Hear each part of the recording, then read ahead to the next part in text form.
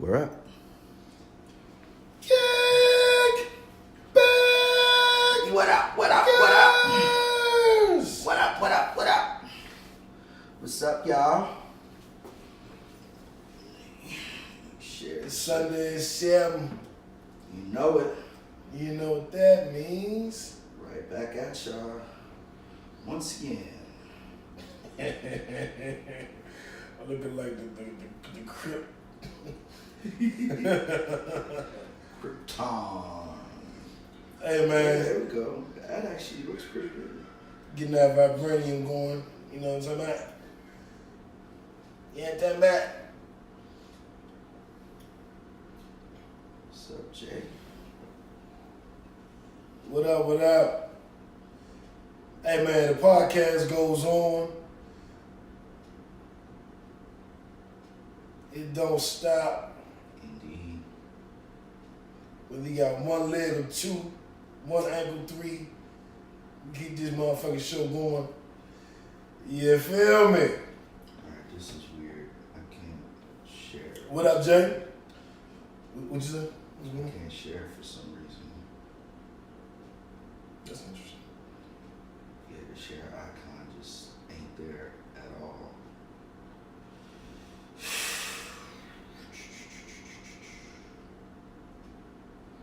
That's bad. It ain't. What is it? Can you see that?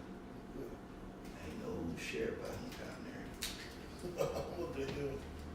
It ain't on yours. Oh, yes. It's supposed to be to the left of the jump. Let's see. Let's go out of that. Yeah, you went to my story. Let's not do that. Let's go here. Let's go down. Go there. And there you go. Thank you. We good, Jay, man. Just I'm off from working, not working because of my broken ankle here. So I'm focusing on the podcast and some other things that I can do. JB working and doing this thing. Life is good, trying to inspire but never retire. Hey, I hear that. We got some good topics today too. Yeah, we did. I thought it was a kind of a slow week with news stories, but music and a couple of other things kind of picked it up. One of y'all saw Amanda Seales stand-up comedy last night on HBO. That was pretty damn good. The Super Bowl next week. The government is back up and running. For 3 weeks. Yeah. Temporarily behind some bullshit. We definitely going to talk about that today because that shit show is still running. It's crazy. So everybody share the show. We'll be starting in about 40 seconds. So share the show to all the groups, all your favorite groups. Put it on your page. Send it in all your inboxes. Make sure everybody check it out. No doubt. All right. Check it out.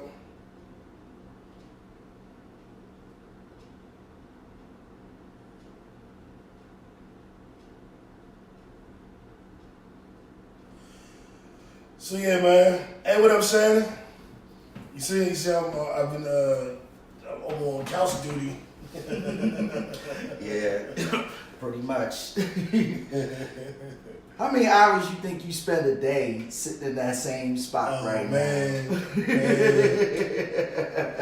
But the sad part is I was always in this damn spot. Right. Now, I probably spend more hours in the bed now with my leg propped up. But it's cool. And that shit, but not going to work. That's that's double time, man. Yeah, exactly. That's double time. Well, we got the podcast up and running, JB? Yeah, sir. Let's go ahead and get started, y'all. Let's get cracking. Welcome to KickbackTV live from Atlanta, also known as the Black CNN, and the revolution will be televised. I'm Lou the Mayor, the Righteous Ratchet. If you throw it, I'll catch it. If you got it, I'll match it. Every Sunday at 7, we right back at it. Shaolin, fantastic. Vibranium in my ankle. What's up, y'all? It's JB Frank. I'm that gangsta geek representing NWA, Nerds with Attitude. Happy Sunday, everybody. Happy Sunday. And if you're listening on Spotify, iTunes, or watching this on YouTube, happy Monday. What up? Way to start your week with your favorite duo, the Righteous Ratchet and the Gangsta Geek. Indeed. Oh, I'm going to add that to way to start your week with the Righteous Ratchet and the Gangsta Geek. Yeah. You a poet and you didn't even know it. Like to rhyme some of the time. Hey. Yeah, man, let's get cracking, man. Let's get into my dick sucked till she get the hiccup. All right, man. So I guess I started off with the hot story of the week. Mueller indicts, what was it? Roger Stone. Roger Stone, one of J.B. Quiet friends, Roger Stone. He keeps saying, I know these white people. I don't know none of these white people. I don't know none of these white people. Go ahead and tell them what's your Glee Club buddy, J.B. Roger Stone. Break that down. Roger Stone was indicted by Mueller for what amounts to campaign fraud. Basically, he was the guy who was behind releasing some of the stolen emails. Y'all remember how Hillary Clinton basically was hacked? She had emails, personal emails stolen from her personal email account that talked about some of her various activities. Now, this was not public information. This was private information, her own personal private information. They got a hold of it. Now, the interesting part is how they got a hold of it also, because our suspicions are, and frankly, the government's suspicions are, that Stone got this from the Russians, right? Because we know how the Russians hacked into social media, how the Russians were hacking into people's personal emails and other things during the campaign to compromise the campaign. This indictment basically draws a direct line between the Russians and the Donald Trump campaign, or more importantly, the campaign fraud that happened during that election and Donald Trump's campaign. Because this guy is now indicted for basically being the catalyst, basically being the one who provided all of that information and who released it. So this is yet another indicted criminal in Donald Trump's camp. He's what, the 7th one now that has been indicted? Yeah, it's coming down the pipeline, JB. And they got a couple more to come too. Right. They are going after this man. Now, Stone has openly said that he will not testify against the president in any way, shape, or form. But the truth is still going to come out during his trial and his indictment. Donald Trump is in a lot of motherfucking trouble. I am happy, pleased as punch that they are going after all of his people. I am pleased as punch that we are going after this nigga, because this brings us closer to impeachment. You know what I'm saying? And that's what I want for America.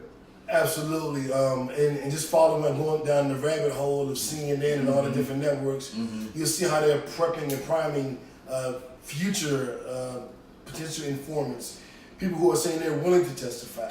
So if Stone doesn't, there are people behind him that worked with him that are willing to come forward.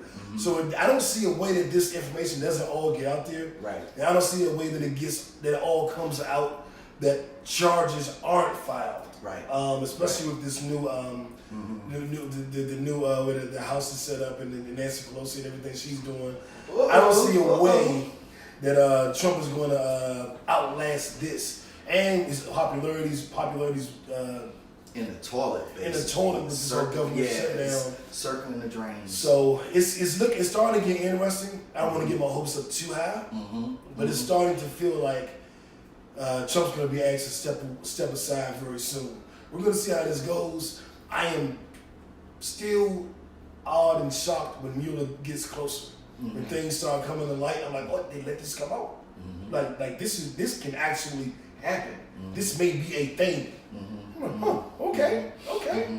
Yeah, I mean, you know, Trump has been riding the Republican loyalty wave throughout his entire presidency, throughout his entire campaign. He's got people who are willing to basically go to jail for him. The unfortunate part is that, like, this is really, really bad for the American government. like really, really bad. We have a foreign power who has now had a direct influence on one of our elections and who now has a close corollary. Those activities are closely related to our sitting president right now. It doesn't matter how loyal you are as a Republican. You know what I'm saying? You're not going to get behind that shit. Yeah, some point you got to step back and go, okay, what's really going on? Right. Because right now, if it had ever been a notion that Russia had anything to do with Barack Obama being elected, I mean, we already know how that story would have played out. We know how that story would have played out. And I think that the American government, the American citizens across the border got like, wait a fucking minute. We saw the Facebook tampering. There are people that we know that were so anti-Hillary based on Facebook memes and posts that they were like, I don't care who wins as long as it's not Hillary. Right. And I'm sitting there like, you know what Trump's going to do when he gets in there, right? You know, everything that he's doing, we predicted, is going to the shitter. And they were like, as long as it's not Hillary. I'm like, what the hell made you hate Hillary so much? And it was this campaign. You're right. It was moving. You're right. I mean, this nigga has literally shat on the country and set the motherfucker on fire since he's been in office. Like, it is awful. And you brought up Nancy Pelosi earlier. That's actually a good segue because Nancy Pelosi basically got in the shit. Like, for real. She was like, come on, nigga. You know, like, really? You want to do a State of the Union with the country all fucked up and the government shut down? No. They went to Matumbo. Yeah, I mean, she basically stopped that nigga because that's what's in her power to do. And I am thrilled that we have a tough Democrat who is willing to be like, fuck you, nigga. Like, come on, man. Her story, her letter to him just went viral. It was all over Facebook and social media where she basically said, we will not have the State of the Union while the government employees are struggling to get food, struggling to eat. You know, we're not going to be doing this. This is not what's going to happen. Once the government is back open, then you have the opportunity to do your State of the Union. As of right now, we need to focus on bigger and better things. Absolutely. And, I mean, so I call her Auntie Nancy, like Auntie Maxine. And she reclaimed her time and she just basically said, nah, man, we're not having this shit. Get the government back open. And it fucking worked, JB. It worked. To his vanity. She stood up to him and appealed to his vanity because he wants to do his speech. He wants to be in front of the people. And he opened the government up for 3 weeks, which I guess we'll sit and talk about now. I know people who were personally affected by the government shutdown. Absolutely. I have reached out. I have helped people that have been affected by the government shutdown. We talked about different businesses, the furlough cheesecake. There's a cannabis business that's offering free medicinal marijuana for government employees who are affected by this. So we know the effects. We see people going to food banks, going to churches, you know, driving Uber, doing part-time jobs. This is real. Jimmy, you mentioned it was like billions of dollars that have been halted. Yeah, billions and billions of dollars. They're saying that the government shutdown cost the American economy $1.3 billion a day. Day. Well, 800,000 people are out of work, So think about what that means. Government services such as, like, for example, the Small Business Administration, the thing that processes loans, it's a huge driver for our economy because we all know that small businesses is a huge driver for our economy and the way our economy grows, right? Those businesses can't get loans. Those loans aren't being processed right now. Now let's talk about the IRS and the fact that the IRS can't properly process tax returns and can't get tax returns done in time. So it's fucking up the government's money. The government is shut down. Let's go into the TSA and the fact that the TSA and the furlough of the TSA and the fact that TSA workers are taking time off work has created longer lines in the busiest airports in the world. So now Travel has been shut down. Another huge driver for our economy. Like, you remember, I used to travel for work. Mm-hmm. So imagine if I couldn't go to Houston when I was working in Houston, because both the airport in Houston and the airport in Atlanta is fucked up. You know, I have to tell my project leaders I can't travel because I can't sit in the airport for 4 hours. Like, what the fuck? And there are a lot of businesses that are in trouble because of this. It's bad. It's really, really bad. Now, here's the fun part about this, y'all. He shut down the government because he wants to build a wall to defend our Mexican border. Now, here are the facts. And I'm going to geek out on y'all a little bit. There are about 30,000, quote, people who break the law who enter our country a year. That is true. The problem is that most of those people come into our country through airports. So you shut down the government, you fuck up the TSA, which affects our ability to secure our borders, particularly at airports. So you make it easier for the criminals to get into the country from all of the other borders. You know what I'm saying? Because you worried about fucking Mexico.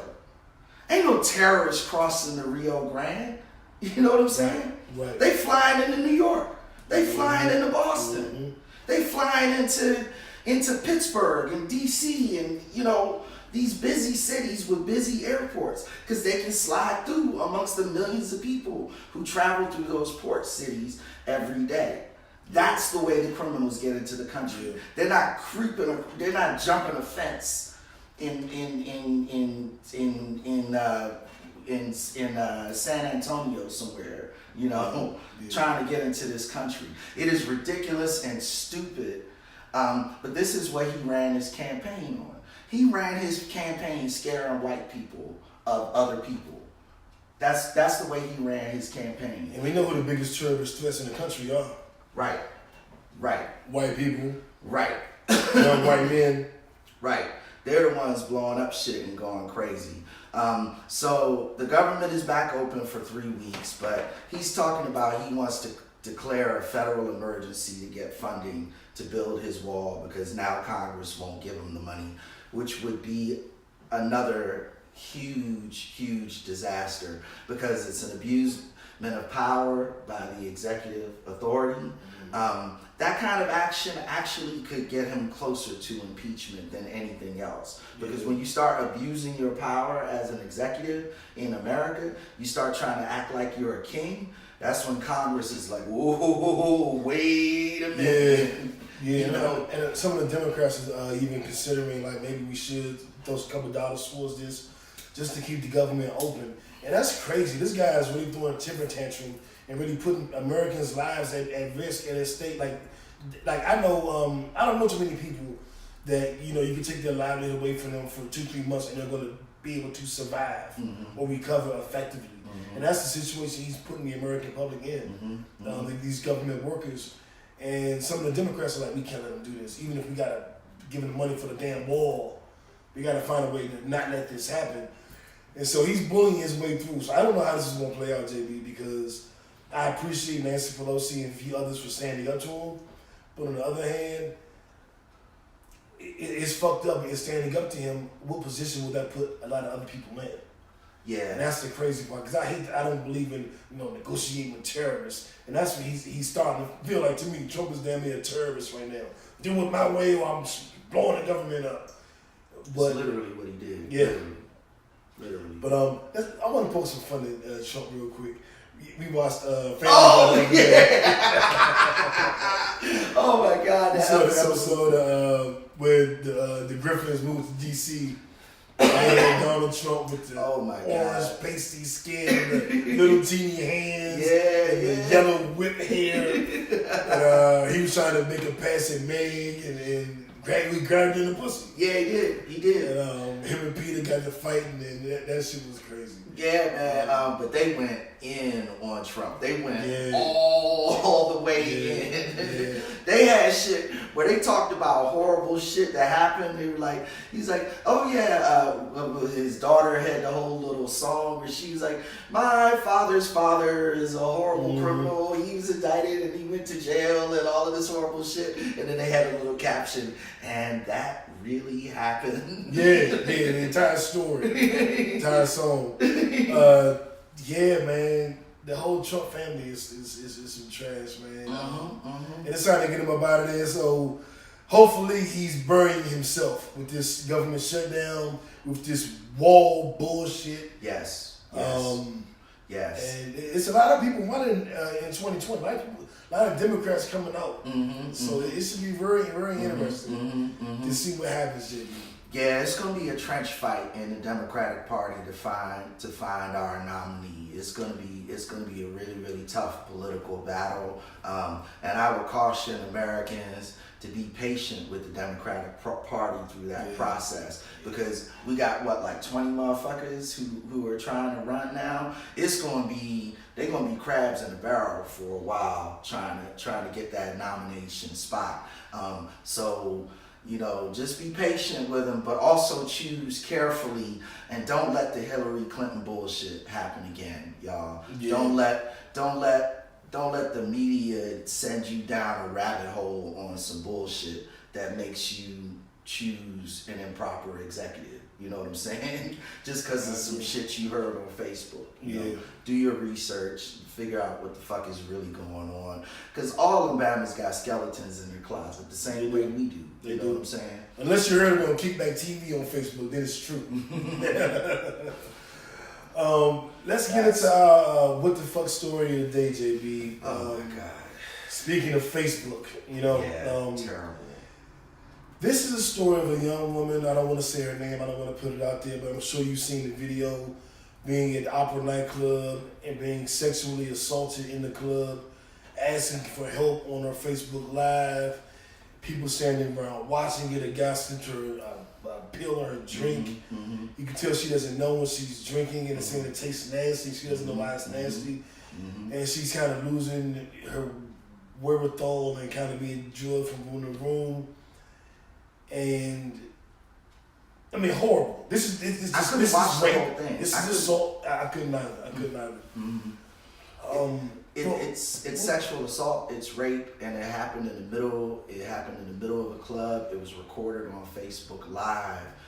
That is all horribly, horribly, horribly fucked up. Shout out to, I'm not gonna say the club's name because I don't want to tie them to this horribleness, but I will say that they have been fully cooperative with the police department in Atlanta. They've tried to do everything they can to find these motherfuckers who actually did this. But what's even worse, though, was the response on Facebook, dude. That's the part that blew my mind. Yeah, this whole I'm a savage thing is getting out of hand. Y'all motherfuckers are savages. And what's that happening is you motherfuckers really are just trifling. Like, I didn't see the whole video, but I saw a woman asking for help. That was enough. I don't know that what was else enough. we need. That was enough. No more is needed. Nothing else is needed. I'm thinking about what I would have done if I were in that club, and you know what I'm saying, and I was around that type of shit going on. Like, I wouldn't have stood for it, dude. I know for a fact that I wouldn't have stood for it. Yeah, that whole situation is getting broken up. You know what I'm saying? Yeah, like, whatever it comes to is what it comes to. Right. But you're not gonna be. It's wild. And we've been doing a call for black men to stand up, and we got to do this and we got to do that. And it's true, and we do have to. And I want to shout out the brothers that do stand up. But and I don't want to bash, because we are doing things, and I do respect a lot of what we're doing in the community. We've stepped up. But this shit is unacceptable, man. Absolutely. Like, nobody in that fucking club saw that and decided, hey. You know, even if you're too scared to get involved, you're not going to security, you're not doing nothing. Yeah, like nothing. Like, it's why, ladies, you have to be careful, because these men are fucking trash. And you shouldn't, I'm not putting any responsibility or I'm not doing any victim blaming. No. But ladies, until men start acting like fucking men, please be careful. Please be careful. Because Yeah, like, we almost really watched her. This is like the second week. There was another video months ago about a young girl getting raped. Her friends were in the room with her, and they left her in the room. And it was all recorded. Yeah, this shit is sickening. Yeah, I mean it's disgusting. The level of apathy is absolutely disgusting, to be perfectly honest. I can't put it no other way. It's deplorable. I'm gonna say this, ladies, if I were in that situation, that wouldn't have gone on my watch. That wouldn't have happened. I was raised to protect and respect the females in my life. And even if I see you over there, you just became a female in my life. So if there's some shit going down that I know ain't supposed to be happening, I'm gonna step in. I'm gonna help. It's just that simple. You're another human being. You know what I'm saying? Like, what are we doing where we don't care about what's going on with people around us? You know what I'm saying? You ain't gonna tell me that nobody in that club saw or heard what the fuck was going on. You're not gonna, that's just not gonna fly. That's not an excuse to me. You know what I'm saying? Yeah, what kind of piece of shit do you have to be to put the drug in a girl drink and then be taking her from room to room and trying to have your way with her and her in inebriated capacity? Like, you know, yeah, I'm very concerned about the men that stood around and did nothing and the women, but I'm more concerned what kind of pieces of shit are walking the earth. These niggas are walking the earth, going to school, going to jobs, at the game, at Church's Chicken, in the Kroger. These pieces of shit are walking around every day. We're interacting with them every day and don't even know it. Monsters. I mean, you are a monster if you do some shit like that. Let's not call it anything any different. First of all, you a punk ass bitch, because if that's the way you get girls, you're a non-entity to me. You're not a man. If that's your strategy in the club, my G, then you deserve, like, you don't need to be breathing, in my opinion, personally. You know, it's just all the way fucked up. It's all the way fucked up how people responded. But there's just been a lot of fuck shit going on social media now, dude. Like this 48-hour challenge bullshit that's happening right now. Like, boy, what the fuck is that shit? For those of you who don't know, the 48-hour challenge started in Europe, where teenagers, young kids are encouraged to disappear from their families for 48 hours, make their families think they've been abducted or kidnapped, and reappear after they cause all this confusion, all of this fear, all of this trauma, just to pop back up. And this is a game that they're doing. They're challenging each other to do it. And some people are trying to go 72 hours, or, you know, making the stories more elaborate. And you get extra points for family members who post distraught on Facebook. So people that send messages out trying to locate you, like, kids, get it the fuck together. Yeah, like, this shit is ridiculous. That's an ass whooping. You know, and I have children, and I'm not afraid to whoop their ass when they do crazy shit. You know, I always draw the analogy of, you know, the hot plate, or putting your hand on a hot stove or a hot whatever. You know, that pain is a constant reminder to you never to do that shit again. Right? And sometimes you gotta give your children some of those reminders about some of the shit that might be going on in their lives. I don't give a fuck. Like, you could be 13, 14, 15. You pull that shit, that's your ass. Oh yeah. That's your ass. You gonna wish you was kidnapped. Mm-hmm. You getting your ass whooped, and I want you to call child services so I can tell them what happened, so they can be looking out for your ass the next time you do some dumb shit like that. Like, this is beyond stupid. This is beyond irresponsible. This is beyond crazy. Because aside from the hardship and pain that you're causing your family by doing this, you are a child deciding you're just going to disappear for 72 hours. So what if something really happened to your ass? You know what I'm saying? How is anybody to know? How is anybody going to know? And, you know, now you put your parents in a position where they got to deal with some bullshit. because of your fucked up stupidness. You know what I'm saying? And kids do stupid shit all the time, but this is beyond. This goes beyond the level of just stupid. Like, this is batshit crazy and deplorable, and I hate everything about it. We need to stop all these damn challenges. Like, everybody's doing the bird box challenge, and they driving around with blindfolds on. We need to stop all these dumbass challenges for real. How about the read a book challenge? How about that? Yeah, how about second stream of income challenge? I challenge everybody to find a second stream of income. How about that? Let's do some shit like that. How about that?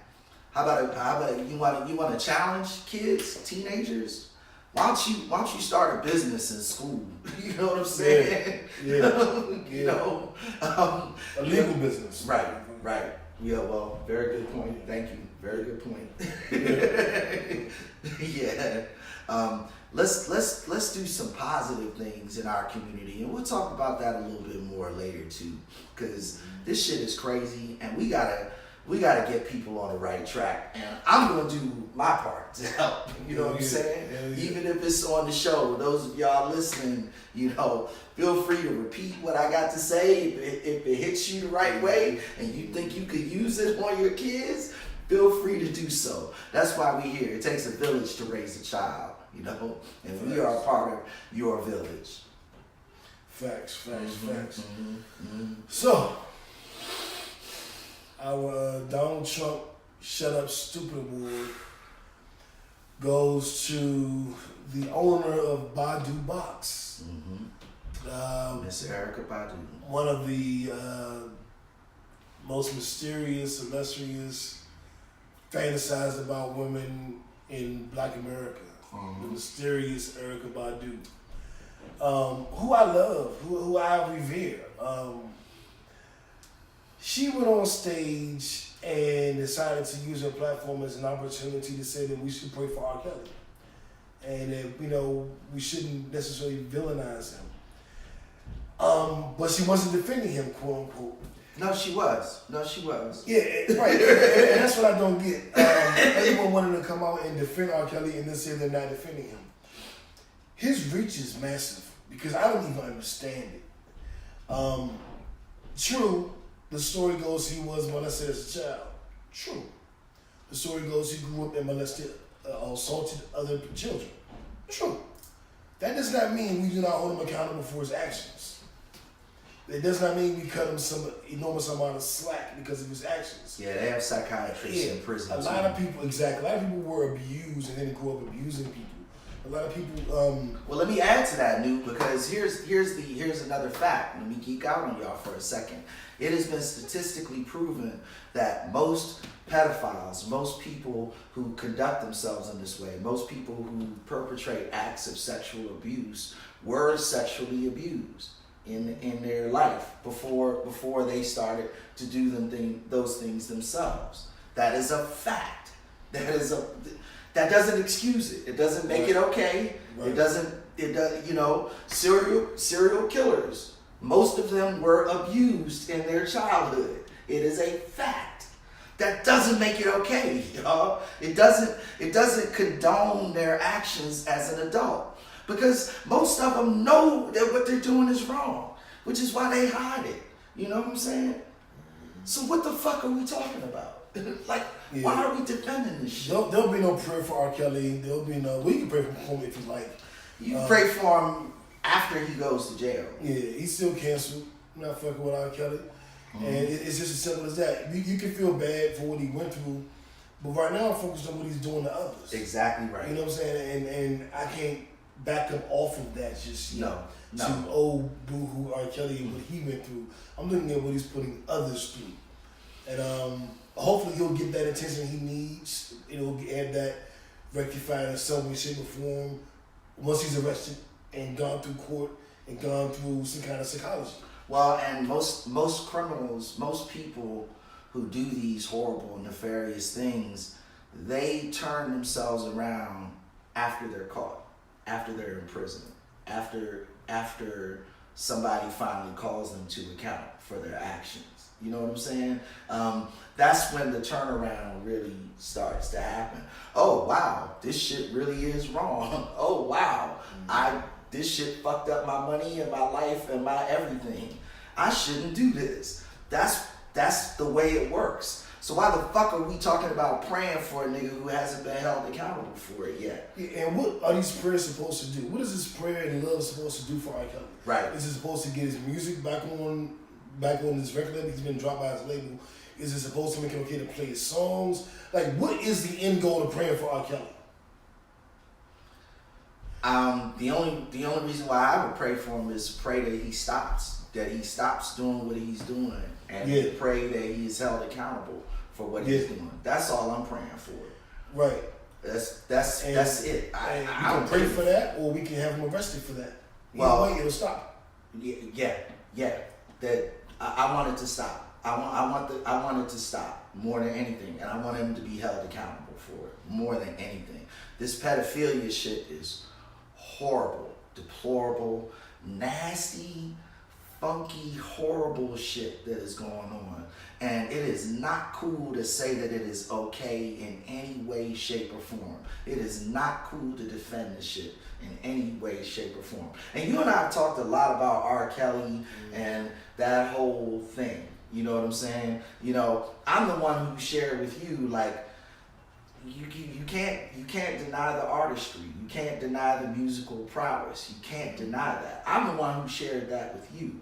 At the same time, in the context of doing that, I have never defended R. Kelly's personal actions, have I knew. I've never been like, whatever he did, I'm going to listen to his music anyway. I've never said that, have I? No, I've always been like, the man makes great music. He is a horrible, horrible individual, but he makes great music. That real nigga shit, though, behind the Lifetime series that came out, behind that documentary, I really wasn't listening to R. Kelly anyway, you know what I'm saying? So it's not a big loss for me to cancel R. Kelly, you know? Yeah, and cancel culture is a real thing, and that's our question of the day. With the information coming out of a Michael Jackson's documentary, and I guess the crux behind the documentary is that Michael did do these things. He is as guilty as we would say R. Kelly is. Will cancel culture get Michael Jackson? And is there a limit to cancel culture? We still got to do our grind and shine award. We have a few other things we need to speak about. But I want to leave it there for a hot second and let you guys think about it. What's cancel culture going to do? Like, what is really going to happen with this in the entire Michael Jackson, Bill Cosby? I mean, it's a lot going on right now. Yeah. And people aren't willing to let go of R. Kelly. So I know people ain't going to let go of Michael Jackson to some degree. But we got to talk about it, though. Yeah. I mean, you know, we're never going to shy away from the truth. We're never going to shy away from what's going on. And I know I personally feel this way, and I think you do too. Black or white, we have to hold people accountable for their actions. We hold each other accountable for our actions. You're my brother. I love you. But if you do wrong, it is what it is, my G. It is what it is. It is what it is. That's how it's always been, 30 years. You goddamn right.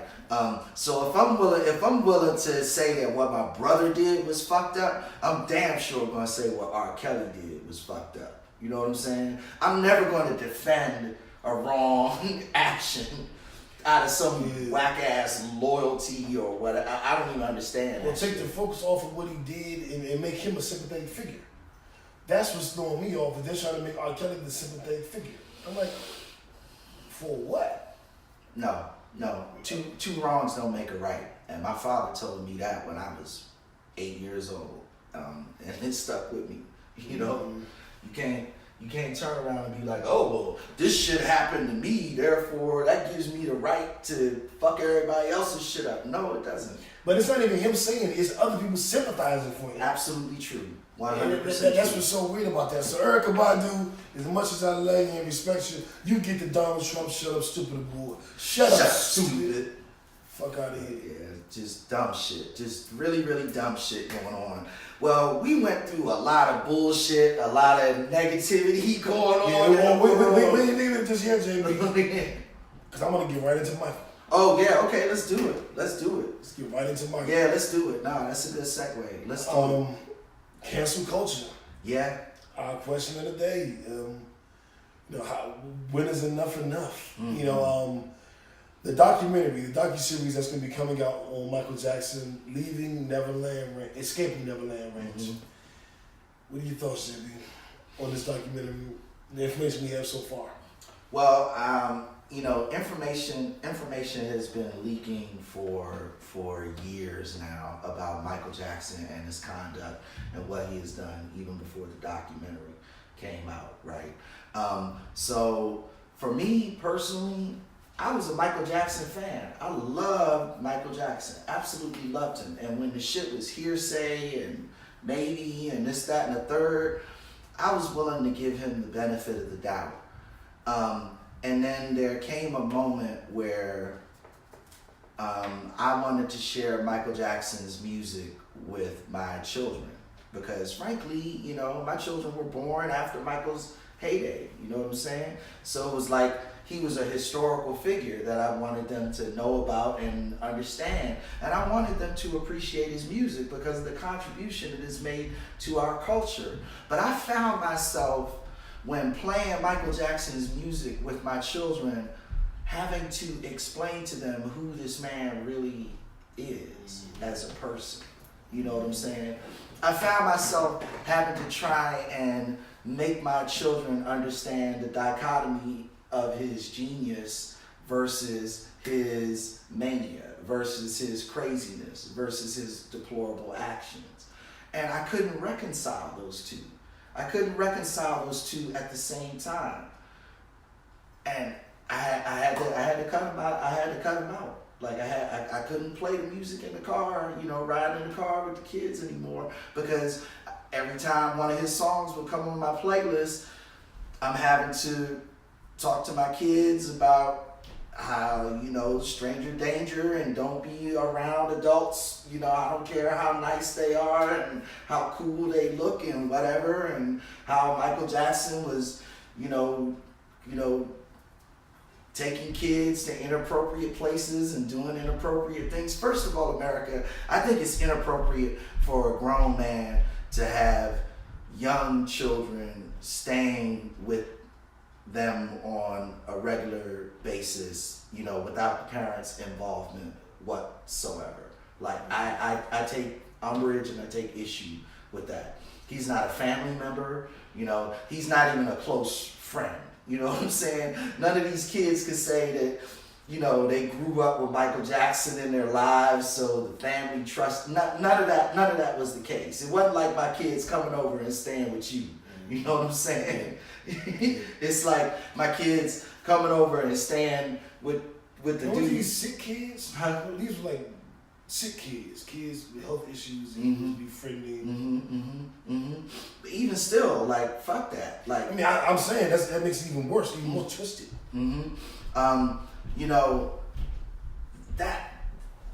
That by itself was enough for me. When I started reading and looking at different articles and understanding, like, Michael Jackson he basically set up this whole environment to lure young children into his life. And he was keeping them around all the time. I was like, this is fucked up. This is weird. Like, I can't rock with this. And like I said, every time his music came on, I found myself in a position where I had to tell my kids who Michael Jackson really is. And that was enough for me. I couldn't do it at that point. And I think the documentary is going to substantiate a lot of the things that we've read, a lot of the things that we've kind of known before. So for me, it'll probably hit me as a shock to see it graphically, to see the images on TV, to hear the interviews, to see all of that. And I'll probably get angry again, like I did with R. Kelly. You know what I'm saying? It made me angry again to see it again. That'll happen for me probably. But it's not going to change how I feel about Mike. I can't really rock with Mike at this point. My take on the Michael Jackson thing is I canceled him back when I canceled R. Kelly. But a lot of the kids came out and recanted their stories. So my cancel Mike thing kind of stopped. But I don't listen to Michael Jackson too much. Like I listen to Jay-Z, Tupac, Marvin Gaye, Bob Marley, shit, Patti LaBelle, Luther Vandross, Stevie Wonder. Michael Jackson ain't on my go-to playlist. I just don't listen to Mike that much. So it really wasn't a matter of canceling him in the last couple of years. I just don't listen to him. But I ain't gotten to the point where I was like, Mike probably ain't do that shit. Them kids say their parents made them lie. And I kind of was just going with that. They hadn't really thought about it, hadn't really come up much. But I was kind of like, Mike probably ain't do that shit. He's just weirdo. Kids say their parents made them lie. And I just kind of left it there. It's just been there the last couple of years. I ain't thought about it, ain't worried about it, ain't down with it on the music, ain't crossed my mind. This documentary, and with them saying that it's going to be just as damning as R. Kelly's documentary, has me thinking like, whoa. So wait a minute, you guys are telling me that shit was true. All of this shit is true. Whoa. Oh damn, it did seem kind of funny that he's always with these little sick kids, and it did seem kind of, now you putting shit together. And I'm like, so if this turns out to be true, then it's a no-brainer. What he's done is damn near worse than what R. Kelly did. Yeah. So it'll be fuck Michael Jackson. I mean, it really ain't, and it's a little unfair because it's not that much of a sacrifice for me. If I was a huge Michael Jackson fan, then they'd be like, damn. Like if it was Jay-Z or Tupac, I'd be, oh man, I can't believe this. I don't give a fuck about Michael Jackson. If it was Prince, I might be, oh man. I was not that big a Michael Jackson fan. And some of that is probably due to the fact that these accusations came out and tainted him for me. Exactly. So he's been tainted the last 20, 30 years. Exactly. When he was doing those interviews with Ed Bradley climbing in the tree, he was a bad, this is weird. I don't really fuck with weird nigga. Like, weird ass nigga, what's wrong with you climbing the trees and shit? Why you bleaching your skin? He just was like a bad to me. So it wasn't like nobody. When I was a child, Michael Jackson was God to me. When I was 9, 8, Thriller came out, Michael Jackson was God, nigga. I never thought that I probably have never liked the artist as much as I liked him when I was 8. 42 now. The same, he's the artist for kids. His music doesn't appeal to me. His identity doesn't appeal to me. His swag doesn't appeal to me. I'm a grown ass man. But when I was 8 years old, there was nobody greater than Michael Jackson. Yeah. So, and looking at it that way, cancel culture can come for any and everybody. Yeah. We had talked about separating the artist from the crimes, or I said artistry from the person, or artistry from the crimes. That's just not one I'm really interested in doing. Well, and I respect that. I was and continue to be a serious Michael Jackson fan. Michael Jackson was one of those individuals that I studied because he was just so fucking talented on so many different levels. I studied how he made his music. I studied, how the evolution happened with him getting with Quincy Jones and how that whole thing came about. I watched documentaries and tour documentaries for Michael Jackson. I have too. I watched the making of Thriller at least 100 times. Yeah. On VHS. Yeah, there was the one he did shortly before he died. This is it. Yeah, this is it. And I was always just amazingly impressed by his level of talent and his work ethic in terms of the craft. You know what I'm saying? So I respected him so much as an artist. But at the same time, this shit is so morally reprehensible. I was like, I can't reconcile those two, especially when it comes to my children. It's because, let's keep it 100. Michael Jackson was like the clean, he was the artist you could play for your kids. You know what I'm saying? You could rock out to Michael Jackson with your young kids in the car. I couldn't do that anymore because like I said before, I constantly in my head was like, this, you know, if this, I couldn't ever allow my children to meet Michael Jackson in person. You know what I'm saying? So what the fuck am I doing? So I had to cancel him. And that hurt me a little bit, but it is what it is. Probably my favorite song about Michael Jackson and R. Kelly is You Were Not Alone. Right. And that song was about R. Kelly wrote that song to an underage girl who had an abortion, who had a miscarriage. And he wrote that song to her. And had Michael Jackson singing it. And to me, it was about dealing with depression and being sad because I suffer from depression. So that song came out. I used to listen to it and be all in a sad mode and crying and suicidal and I had no idea what the fuck I was listening to. That's crazy. Horrible. That's crazy. Horrible. I don't know if there's any speck of hope we could hold off for Michael Jackson. Like, maybe the documentary won't say this. I think we kind of made up our minds that Mike was doing that nasty shit. I didn't need the documentary. Like I said before, you know, it clicked for me. I don't remember when I saw this interview, but when you know these families were talking about how Mike basically like invaded their lives, you know, so he could be around their children. And it was years ago, so I don't even remember where I saw it.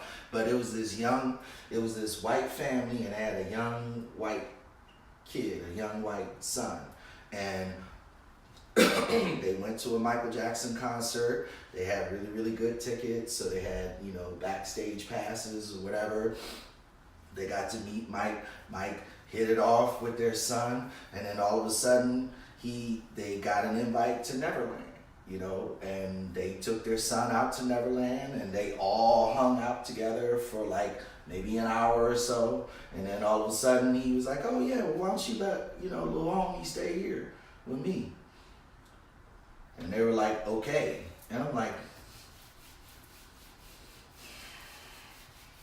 that's just some weird shit, man. Why is Mike hanging with these fucking kids? and that was enough for me at that point. When I saw that shit, I was like,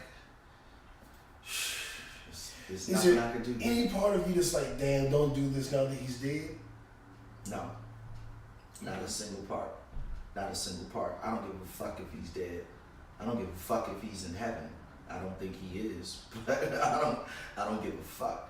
Like, again, wrong is wrong. It's just that simple. I'm always called to account when I do wrong, and I ain't doing this kind of shit. So it's just that simple. Yeah, keep your eyes open for that documentary. We'll all be watching. We'll all be glued to it, I'm sure. Absolutely. And I'm sure we'll have a lot of shows on it. And I'm sure there'll be people defending Mike because Joe Jackson beat his ass when he was a kid. What the fuck ever. Moving on to something lighter. Andre Ingram Brian Shine Award, JB. Who gets this award, JB? What's going on here? Nas gets this award. Pluto TV. So Nas bought into the Pluto TV network, right? And they were recently bought out by Viacom.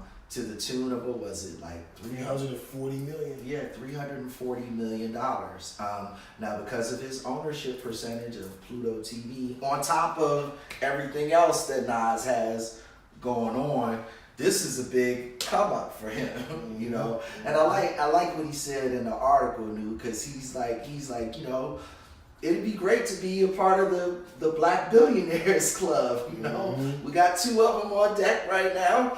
I want to be number 3. I ain't mad at them. Hip hop billionaires.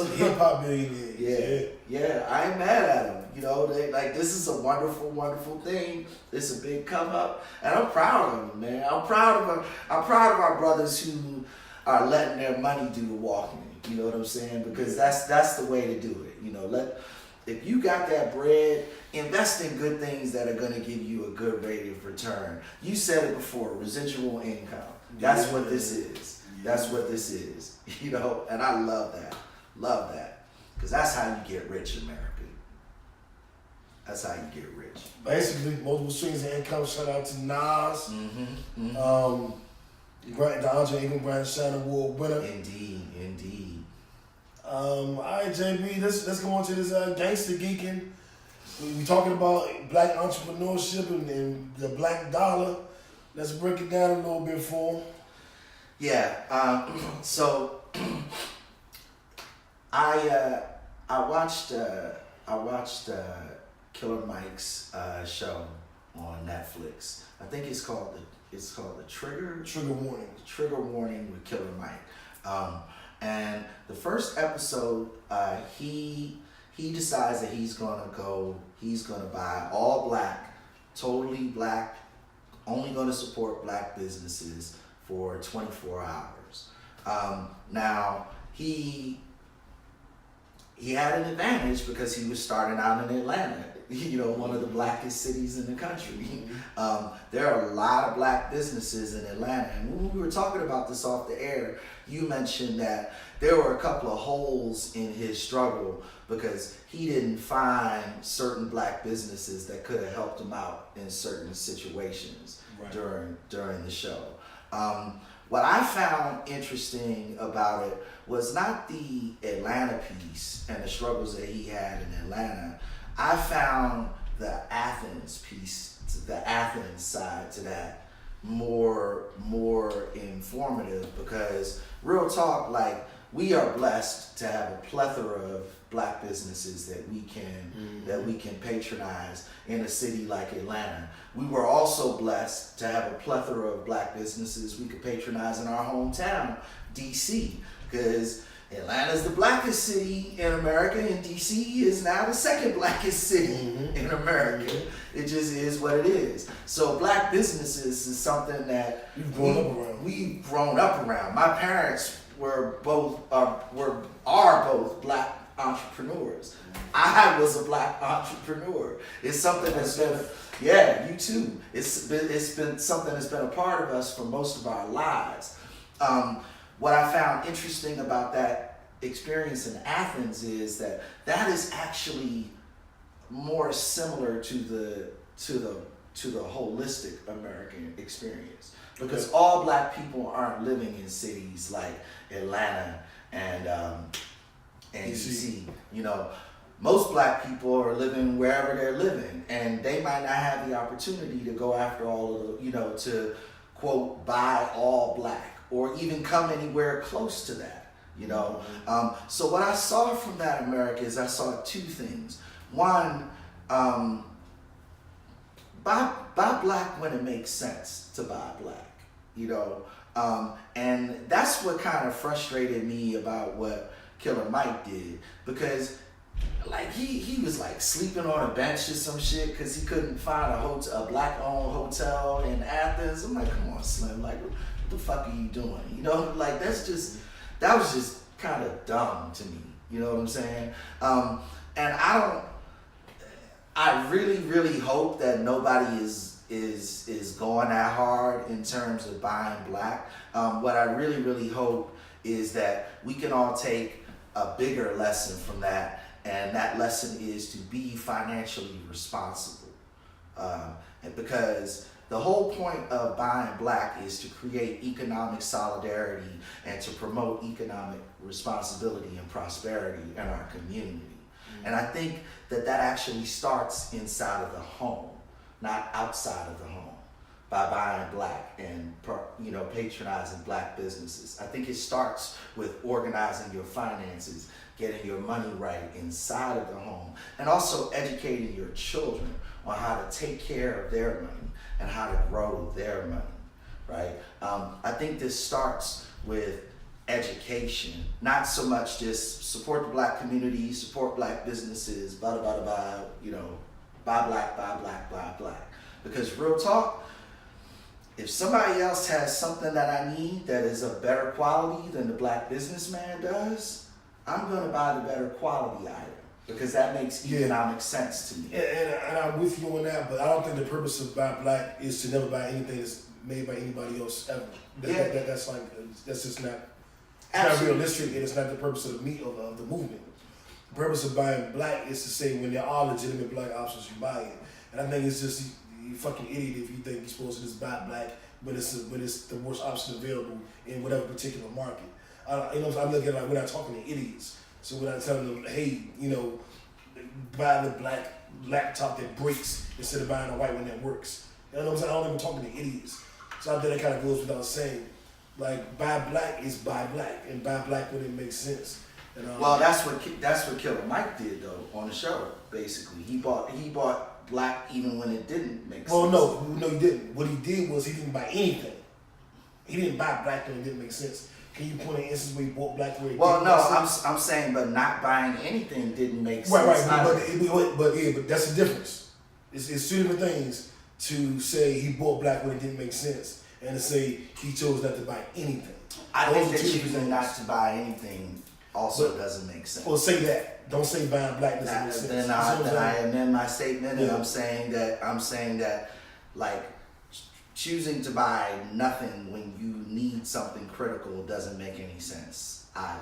Yeah, I don't think people are following Killer Mike's word to their deathbed. I think he was more or less trying to prove a point that there wasn't enough black businesses out there and we need more. Mm-hmm. I think that's what he was saying. Like my laundry detergent, I don't know if you can see it in that setup. Man, we had it for me, JB. Just get him a quick plug. So my laundry detergent is true. This is a black-owned company. I have black-owned paintings all over the walls. Use a few other black-owned products. My favorite boutique now is a black-owned store, but I also know in their store there's some white designers. Now it's a black-owned boutique, but I'm sure that somebody in that store, some of those designers are white. Some of those wholesalers are white clothing stores, white fabric makers, whatever the hell you want to call it. I think he was trying to educate us on how deep we can go, because you can go to a black boutique, but who did they buy those clothes from? Right. If they bought from a black person, where did they get those fabrics from? It's a black-owned fabric company. And if it was a black-owned fabric company, what animals were they farmed on a black farm? Like, you can take it all the way down there. And I mean, it's interesting to know, but I don't think it's your responsibility. And I don't think that that's the only way to keep the black dollar in, is to go all the way to the root. Like, we don't patronize a black-owned grocery store that does shop at a black-owned farm. If she didn't, I don't think that means, can't support her. You might as well just did it because she's still a black-owned business. Because if she did not have access to black farmers, doesn't mean I'm not going to support her black-owned business. It just means the black dollar isn't circulating as far as I would like it to circulate within the black community. And I think that's what it's really about, is circulating those dollars around a few times before it leaves our community. As opposed to you get paid, go straight to the white store, and that the black dollar ain't staying in our community but the day you have it in your pocket. When you can go and get the black detergent and maybe the black, my beard care, and those dollars circulate in the black community before the owner of the black beer company takes that money and pays two of his black employees and one of his white employees. Before the money leaves the neighborhood, before the money leaves the community, how many times can we siphon it through? I think that's what's really important, JB. No, that's a valid point, and to that end, one of the important aspects of that though is to grow and improve more black businesses. That's what needs to happen, and you said that. Part of that involves education and preparedness on our part as a community. Mm-hmm. We need to come to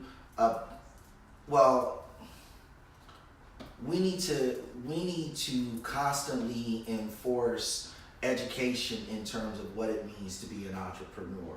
We need to constantly be educating our children on what it means to own a business and to manage your own finances and to take care of your own money. Because I look at it like the first business that I own is my household. My household is my first operation. That is my first business. Yep. I need to manage that first.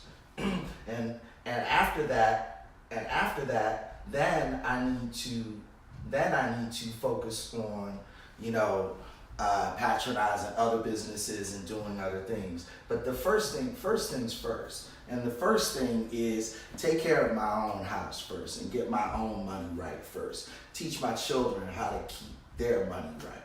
Then we can branch out from there.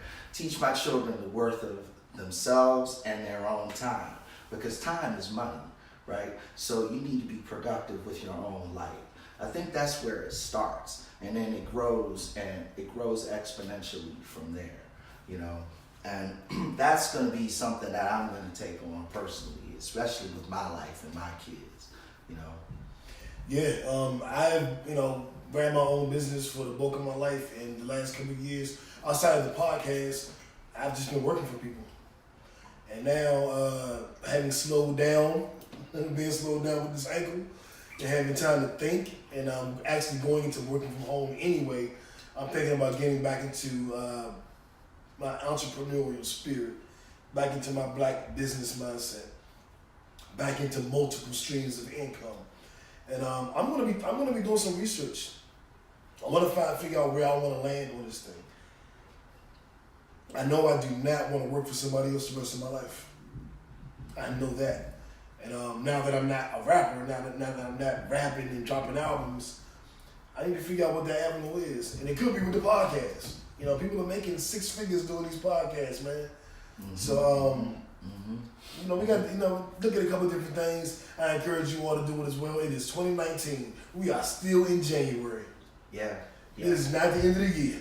Yeah. You can make a change. If you got an idea, if you think you got something popping, do your research, check it out. Google's your friend. Mm-hmm. Google is your friend. Google it. Yeah, and you're listening to 2 black entrepreneurs. New ran a business, his own record label. He was an independent artist for most of his career. I ran a technology business for 14 years. So you're talking to 2 black entrepreneurs. We know what the fuck we're talking about in terms of what it takes to start a business and to be successful in a business. Yeah, and pay your bills with the business. Right. Like, a lot of people start businesses, and not to poo-poo any of that, because I appreciate and support everybody. We're looking at 2 people who made a living off of their businesses. Absolutely. Paid rent with their businesses. Absolutely. Paid mortgages. So, it can be done. We have done it. Right. It takes perseverance. It takes a fucking shitload of hard work. And let's just be real about that. If you're gonna be successful as an entrepreneur, you're not gonna work twice as hard just because you're black. You're gonna work twice as hard because that's what it takes to be successful in business. The hardest job you will ever have is your own company. Absolutely, 1 million. Working for somebody else is so much easier. Oh my God. So much easier. Oh my God. You know how many Christmases and New Year's I sacrificed being in business for myself? Yeah, man. It's a lot of work, but the struggle is a labor of love, and that's probably the biggest advice I can give is that it has to be a labor of love. You have to you have to love what you're doing in order to be a successful entrepreneur. You can't just be looking at what you think might be a money train somewhere and then whatever. That's not how that shit works. That's not how you're successful. And a lot of motherfuckers out there are trying to sell you a pipe dream that way too. There are a lot of these kind of start your own business type of companies out there giving people whatever to try and get them started. Just be aware of what you're getting into. And what you're getting into is a lot of motherfucking work, whatever it is. You can be successful as fuck. Huh? It'll be worth it. Oh yeah. Once you put in the work. That's what it is. Yeah. Don't think it's going to be easy. And don't let anybody delude you into thinking that it's going to be easy, because it never is. It always takes work. Some motherfuckers might make it look easy, but it ain't. Anything worth having, you have to put in work for it. That's what I tell these young ladies when they want to date me and be with me and take me on dates. I'm like, look, I done broke my ankle. I'm chilling for the next couple months. Don't come to me with that. But it's going to be a lot of hard work when you do get your opportunity. Ladies, stay tuned. I'll be accepting applications Very soon. Anything worth wanting is worth working for. Hey! Yeah, that's what I always tell my kids. Let's shout out a couple entrepreneurs that are doing anything on the music scene. One, J. Cole put out a new record, Middle Child, which is rumored to be off that Dreamville collaboration with everybody. Right. It's supposed to have everybody on that album. That's supposed to come out sometime this year. The song is hot. He's working with a new producer, not doing his own beats. I'm very interested to see what he has in store for 2019. We saw pictures with Dr. Dre and 2 Chainz. I can't wait to hear 2 Chainz. Oh my god, all the Dre beat, Yeah. that's gonna be. Yeah. I think that's gonna be hot. That's gonna be the album of the year. I really do. Dr. Dre and 2 Chainz. They both had like their styles just seem like that. Just seems like a good fit to me. It really does. Cause they, Dre got that kind of sway back, funky sort of style, but that's exactly 2 Chainz flow. You know what I'm saying? Yeah. That shit should be perfect. He's supposed to have some really big collaborators on there, and Joe Budden said he heard the whole album, and he was like, "It's fire." So I'm like, man. Joe Budden said that. Yeah. Interesting. Yeah. We also Rick Ross should be dropping this year. Off the heels of the Meek Mill project. So I'm interested to see, Rick Ross always gives us a classic, man. Right. He's one of the most consistent artists, beats, lyrics, delivery, subject matter, Yeah, big rollout, crisp. features. It's just crisp. His stuff is always really, really tight, really, really well done. So looking forward to those projects coming out. Looking forward to all of that, and we'll give y'all reviews on those when they do drop, like we always do. Absolutely. On our new Eargasm section, we're gonna break down the hottest CD of the week. So you'll be getting music from us as well. And on our Netflix and Chill segment, for you guys that have HBO, go watch Amanda Seales' special, I Be Knowing. It's pretty good, man. I knew it was Amanda Diva. She was a video host, that she was a rapper, that she was a singer, that she was doing comedy. She's on TV show Insecure. And now she has her very first HBO special. And it's good. Okay. Like, I'm not going to say it's great, the funniest thing ever, but it's good. Okay. I'll go this far. And I'm not trying to belittle or condemn anybody else. I'm just going to say this way. I enjoy her more than I do Tiffany Haddish. And I really enjoy Tiffany Haddish. Interesting. But I like her brand of comedy a little bit more. Yeah. So for you guys that like Tiffany, you check out Amanda. There's room for 2 sisters out there making us laugh. Both of them pretty. Both of them very attractive. So they're not, the typical, just unattractive black woman comedian. Both pretty as hell. That's a good thing. That's a real good thing. That's easy on the eyes. Nothing wrong with that. Little eye candy never hurt. And the team I played for before I broke my ankle, the Golden State Warriors were in town to play the Wizards. And instead of meeting with Donald Trump, because they won a championship last year, they chose to hang out with good old Barry O. They hung out with Obama at an undisclosed site. Yep. They didn't say a lot about what happened, but they did post pictures online of them hanging with Obama. I just think that's cool. I do too. I just like it. I do too. I'm more than okay with them canceling their visit to the White House, especially after what happened to the Clemson Tigers. I'm so. Yeah, that was. Yeah, they. Steph was like, I'm cool on the Big Macs. On the Big Macs, my cheap. like I'm an athlete. I can't be eating that bullshit.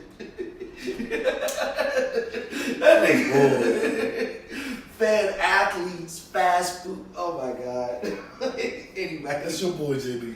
That's your boy. That's the last thing, like collegiate and professional like that's literally like the last thing that they eat.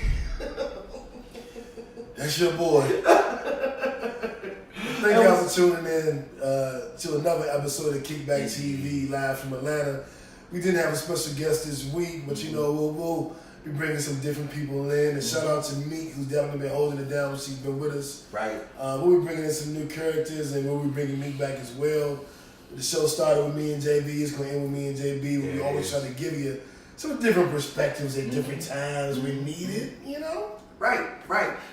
I mean, you know, we don't always agree, but we always respect each other's opinions, and we respect your opinions and appreciate those. So tune in and also chime in. You know what I'm saying? We love those comments. You know, you can comment on YouTube. You can comment on our Facebook Live broadcast before and after. You know, hit us on Twitter, on Instagram at KickbackTV Show. Mm-hmm. And if you're looking for the hashtag, at hashtag KickbackTV.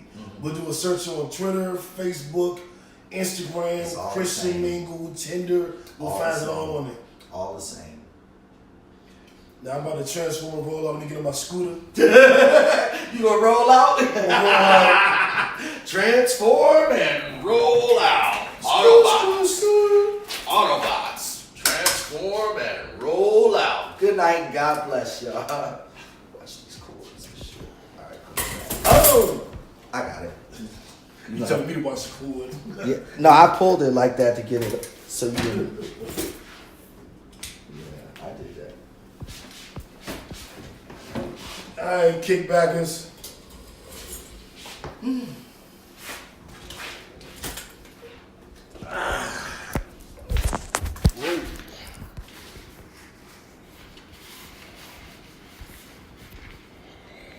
Really good show. Really good.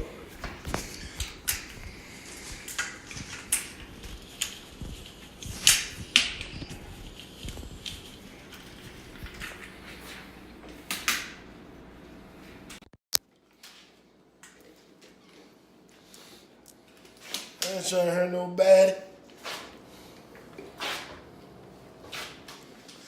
Thanks for tuning in, Kickback TV. Peace out. Deuces.